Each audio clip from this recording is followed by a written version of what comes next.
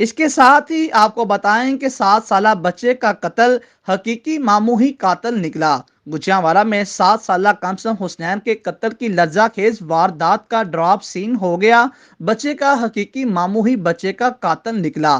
سی پی او کی press conference میں اہم انکشافات سامنے آگئے۔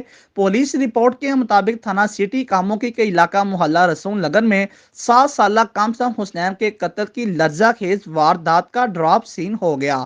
بچے کا حقیقی ماموں ہی بچے کا قاتل نکلا۔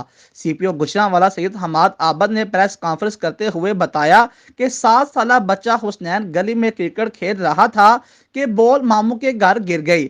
بچہ گیند لینے ماموں کے گھر گیا تو ماموں نے اپنی بیوی اور ساس کے ساتھ مل کر بچے کو گلا دبا کر قتل کر دیا اور لاش کو بوری میں بند کر کے کھیتوں میں پھینک دیا۔